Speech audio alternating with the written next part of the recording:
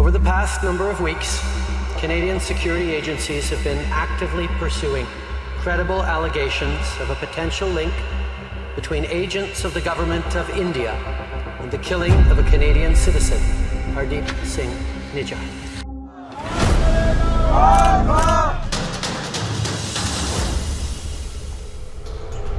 Canada के प्रधानमंत्री Justin Trudeau ने अपने देश की एक नई पहचान बनाई है, खालिस्तानियों के समर्थन वाली।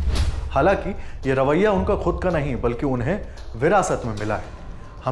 आपने वो तस्वीरें देखी हैं जब कनाडा में भारतीय उच्चायोग के सामने खालिस्तानियों ने रैली निकाली, प्रदर्शन किया।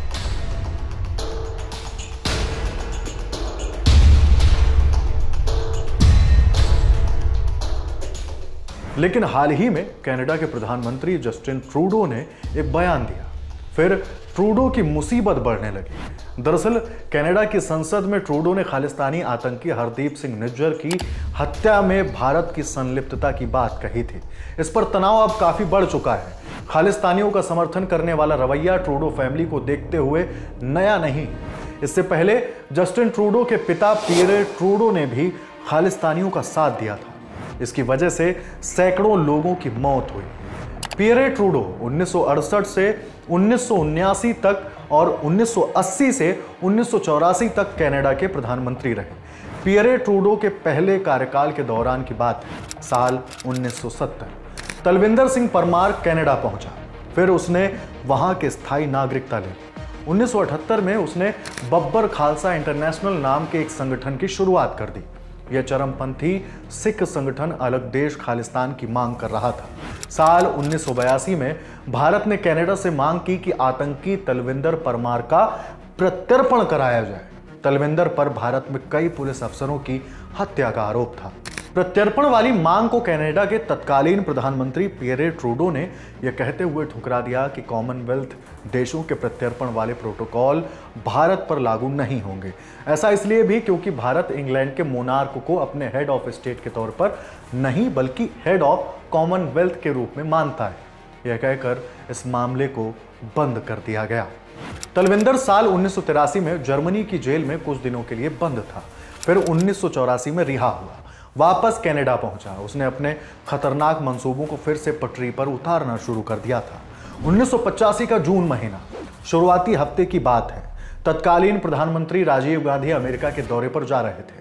ऑपरेशन ब्लू स्टार की बरसी का वक्त करीब था। राजीव की सुरक्षा को देखते हुए अमेरिका और कनाडा में कड़ा बंदोबस्त किया गया था। कनाडा सीक्रेट पुलिस तलविंदर पर नजर रख रही थी।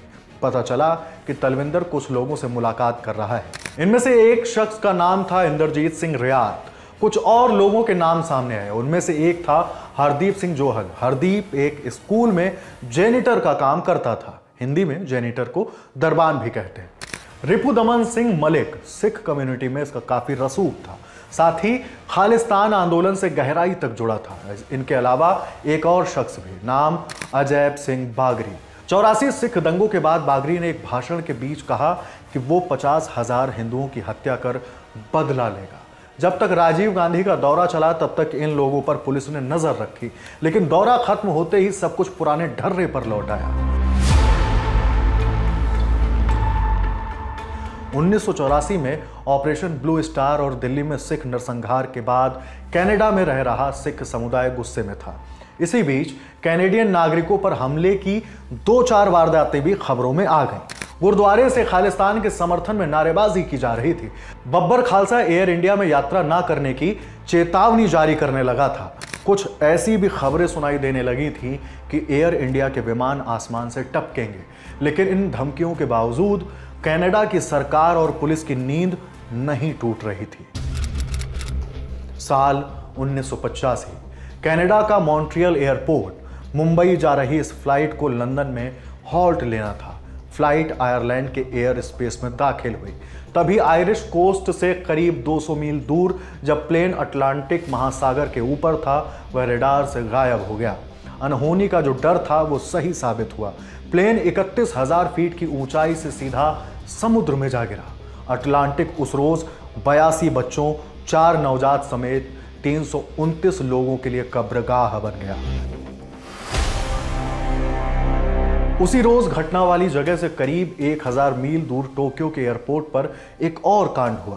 प्लेन हादसे से करीब 1 घंटा पहले टोक्यो के एयरपोर्ट में बने बैगेज एरिया में एक बम फटा, 2 लोगों की जान चली गई। इस घटना के बाद जांच शुरू हो गई, तब शायद ही इन दोनों वारदातों को आपस में जोड़कर देखा जा रहा हो, लेकिन जांच के रिजल्ट्स के साथ जो तस्वीर सामने आई वो सबको परेशान करने वाली थी। इस साजिश का निशाना था भारत। बब्बर खालसा ने इसे अंजाम दिया था। दुनिया में मची अफरा तफरी के बीच इस तस्वीर को एक दिन से पहले समझना जरूरी है।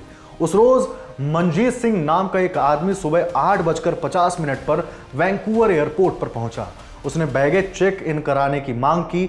मनजीत सिंह के टिकट में एम सिंह दर्ज था।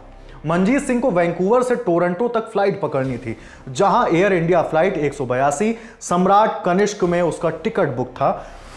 कनिष्क का आखिरी डेस्टिनेशन इंडिया था और उसे बीच में लंदन में हॉल्ट करना था। मनजीत चाहता था कि उसका बैगेज सीधे एयर इंडिया की फ्लाइट में चेक इन कर दिया जाए, ताकि टोरंटो में उसे दोबारा परेशानी ना उठानी पड़े। लेकिन दिक्कत यह थी कि मनजीत का टिकट वेटिंग पर था। एयरपोर्ट एजेंट जेनी एडम्स ने मनजीत को बताया कि वेटिंग टिकट पर वो डायरेक्ट बैगेज चेक इन नहीं कर सकता।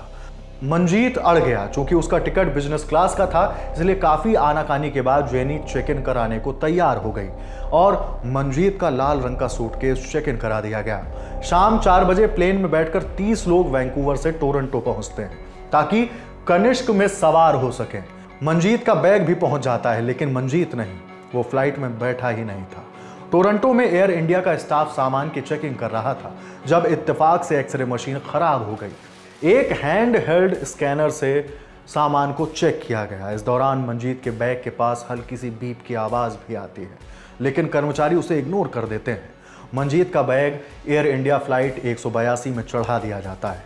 इसके बाद टोरंटो से फ्लाइट 182 मॉन्ट्रियल पहुंचती है, जहां कुछ और लोग उसमें सवार होते हैं। अब तक यात्रियों की संख्या 307 हो चुकी थी, जिनमें से 268 कनाडा के नागरिक थे और उनमें से लगभग 84 बच्चे थे। अंदाजा लगा सकते हैं कि इनमें से अधिकतर भारत के मूल निवासी थे, जो भारत अपने नाते रिश्तेदारों से मिलने जा रहे थे।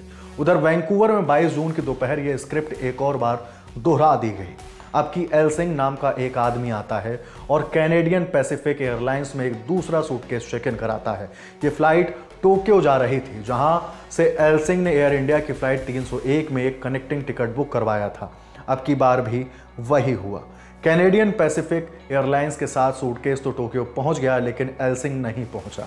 यह सूटकेस भी एयर इंडिया की फ्लाइट में चढ़ जाता, लेकिन यहां एल सिंह से एक गलती हो गई। कनाडा और अमेरिका में डे लाइट सेविंग चलती है, यानी गर्मियों में घड़ियों को 1 घंटे आगे कर दिया जाता है और जाड़ों में 1 घंटा पीछे।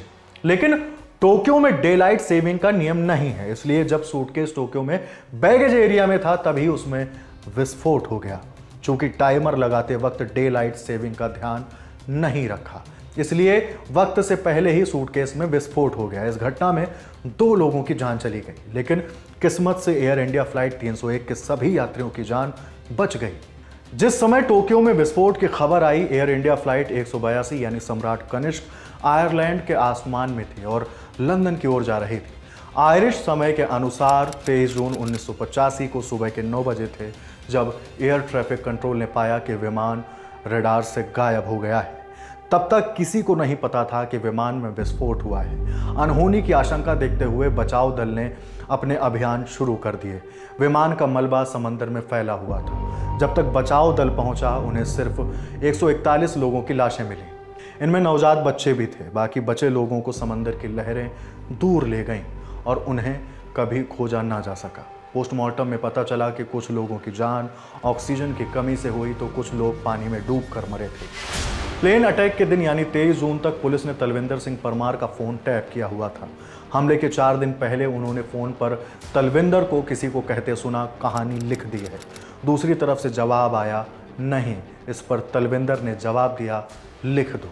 हमले के 1 दिन पहले तलविंदर के पास एक और कॉल आया, जिसमें दूसरी तरफ से कहा गया, कहानी लिख दी है, देखना है तो आ जाओ।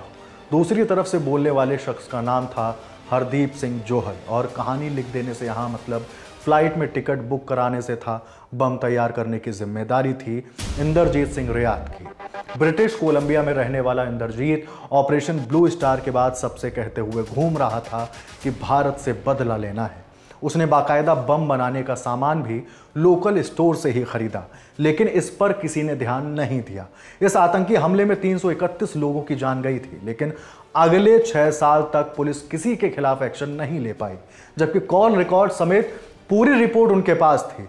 इसकी वजह थी लापरवाही। पुलिस ने कॉल रिकॉर्ड्स को ट्रांसलेट करवा के ओरिजिनल फिल्म को मिटा दिया था, जिसके कारण अदालत में उनके पास पेश करने के लिए यह महत्वपूर्ण सुराग नहीं था।